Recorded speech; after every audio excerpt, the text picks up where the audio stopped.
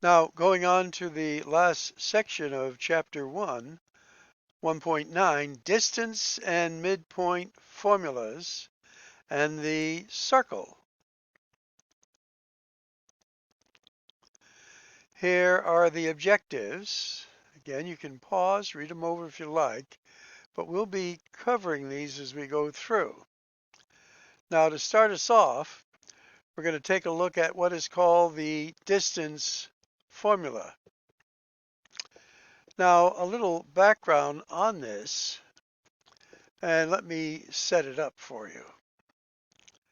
Now, we see the distance formula. I'm going to go over it with you in the background here, and I'm going to go to a whiteboard.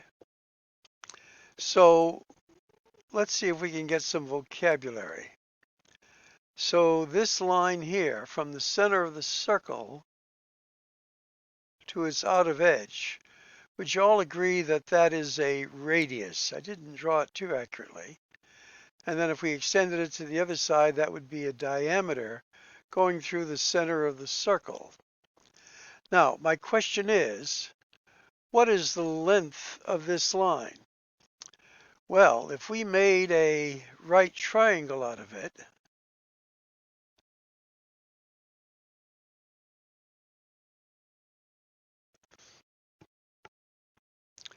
and if we think of slope here, remember slope is y units over x units, and this line has a certain slope. But to figure that slope, we would have to find this distance here, which would be x units, and this distance here, which would be y units. And here we have an x and a y, and an x and a y as ordered pairs. So if we subtracted the x values from each other, that would give us this distance, and the y values from each other, that would give us this distance. And that would lead then to finding the length of this line. Now remember, what is this line? Well, it's in the right triangle, it's the hypotenuse, but in a circle, it's the radius. All right, so kind of keep that as a background item. We'll clear this up and then we'll go back to our board here and saying, so in a sense, and remember the Pythagorean theorem is a squared plus b squared equals c squared. And if we want to find out the hypotenuse, we take the square root of this and the square root of this. So this distance, which is a radius in regard to a circle, is the difference of the x values and the difference of the y values. So, and then the square root of it. So looking at what we have here, there is the 2 for the x minus a minus 1, which then becomes a plus 1, which becomes a 3. Keep that in mind. And then we have a 3 minus a minus 3 here, which then will become a plus 3, which becomes a 6. And now we're going to square those. So we square 3 and get a 9. Square the 6, get a 36. Add these together, get 45. Keeping in mind we could tease this apart into two radicals, square root of 9 times the square root of 5. So as we simplify the square root of 9, which is 3, the square root of 5, simplifying that radical, and then converting it to a decimal fraction 2 places, this is the length of that radius. Now that's going to be critical as we put it into another formula, the circle formula, in a little while. Going on to another formula now. This is the midpoint formula. And again, using a little reference here, if we go to our whiteboard, we see if we want to find the midpoint of that hypotenuse, if we take the average of our x values and y values, that would give us then the coordinate of that midpoint of the line. So let's clear that up and go back, and there is the formula, where you just get the sum of the values of your x items, divide by 2, your y items, divide by 2. That gives you the segment's midpoints. Now remember, we're building this up to be that segment is the radius of a circle, and if we wanted to find the midpoints. So let's look at an example of this. Here are our two sets. So we just add, let me get my pen working here, the 1 and the 7, which is there, and the 2 and the -3, which is there. 1 plus 7 is 8, divided by 2 is 4. 2 minus 3 is a -1 over 2, so a -1/2. So that would be an example of finding the midpoints of that line segment if you have the two ordered pairs. That would be the ends of the line. In this slide, they're introducing the definition of a circle. I think most of you would know that, but there's your typical circle. There's the center of the circle. Now, from that center to its outside edge, which is the circumference, that line is referred to as a radius. So the center of the circle is denoted by the ordered pair, and this you have to note, h, comma, k. Now remember, any ordered pair is x, comma, y. But for the center of the circle, we're denoting it as h, comma, k. So h is our x value, k is our y value. And then any other point around the circle in the circumference, which from the center to its edge makes up a radius, we will designate as x, y. Now, this gives rise to what is called the standard form of the equation of a circle. Now, again, its center is hk, and its radius is r. So, if we know our point for the outside, we can then put it in here as x minus h, the quantity squared. Now remember, this is going to be some x value, and then this is y minus k. This is going to be some y value, and that quantity is squared, and that will equal r squared. That is the radius squared. So again, some of you may be familiar with this formula, some may not, but writing it up and then seeing how it's derived is good background material. All right, now for example 3, write the standard form of the equation of a circle with a center this, and its radius is 10. So what information do we have? Well, we have an x and a y, and now our x value is the center, which is 0. So we put in the formula -0. We're going to square that, and that just gives us x squared. Now our y value is a -6, that we're going to put into the formula. Now, there's a negative in the formula, so having a value of -6, it would be the opposite of a -6, makes this a +6, which will be squared. And then our radius is 10 that we're going to square, that gives us 100. So putting this data into the circle formula results in this. Now, in example 4,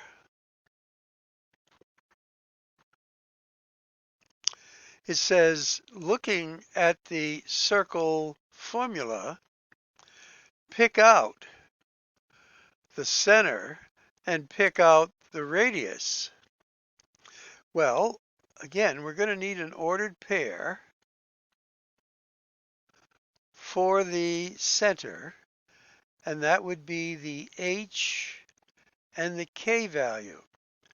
So what were these values originally? Now this is the little tricky part, because you recall in the formula it was X minus H. So in order to keep that negative sign in mind, that this was now a positive, what was that sign of that X value there for the H? And the answer is it was the opposite sign to what you see here. It's a -3. And you see that there as well. So if you put that -3 for H, it's going to be the opposite of this negative, gave you the positive. And for the Y, it's going to just be the opposite sign. So the center of the circle is -3, 1. Now remember, this was r squared in that formula. So the square root of 4 is going to be 2. Again, knowing the background, very, very important to mastering this conversion.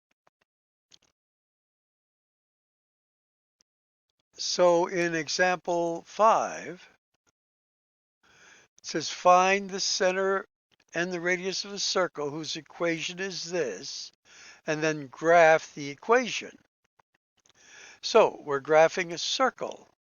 So we figured out our ordered pair for the center of the circle was a -3 and a +1. So -3, +1. There's our center. And we figured out the r squared is the square root of 4 then is 2. So we're going to go over 2. And then with our tool, hopefully you can make the circle. And that would be it.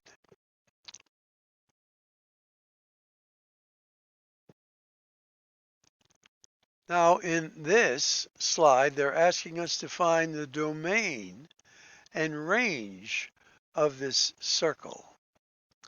And basically what we're asked to do is project the edges of this circle, this red line for its domain,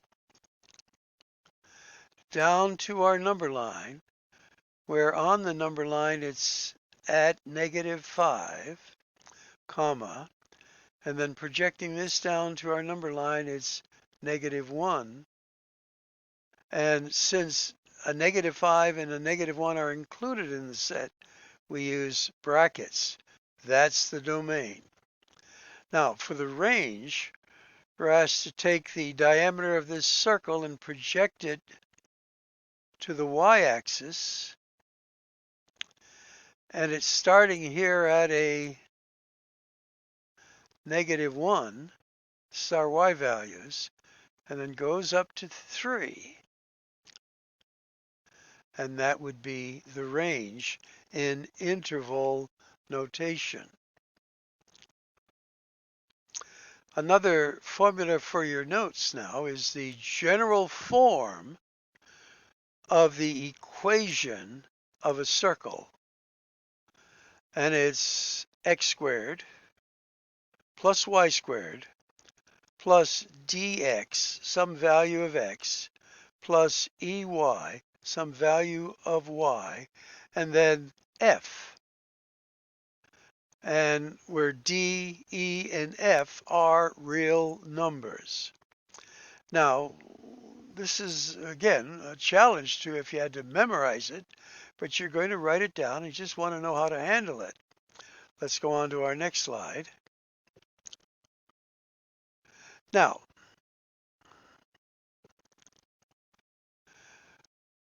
for example 7, converting the general form of a circle's equation to the standard form and then graphing the circle. Wow, lots of stuff here. So here they're giving us this data. And again, just note it's pretty much in the form of what we've seen. Now, to start us off, the first thing we're going to do is take this value without any variable by it and move it to the other side of the equation. So that gives us a 1.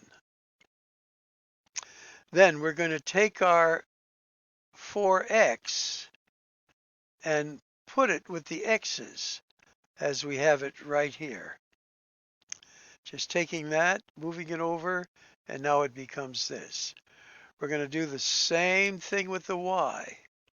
Move it over to where the y is over here, which now looks like this. We can put those in parentheses. That's no problem at all.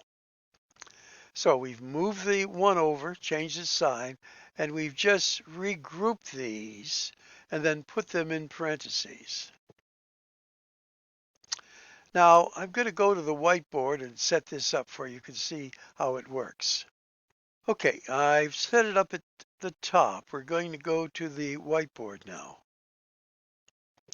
And let me take this off so it's not distracting here. So what I've done is I've expanded this part of the x's in parentheses, and I'm going to put something here, and I did the same thing for the y parentheses. I'm going to put something here. I'm going to do something that's called completing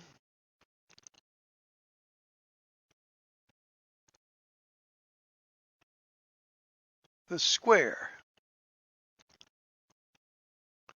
Now, you may or may not have had this as a process in the past, but it's a matter of converting this 2-term binomial to a 3-term binomial that's a perfect square trinomial that will then factor into a binomial square.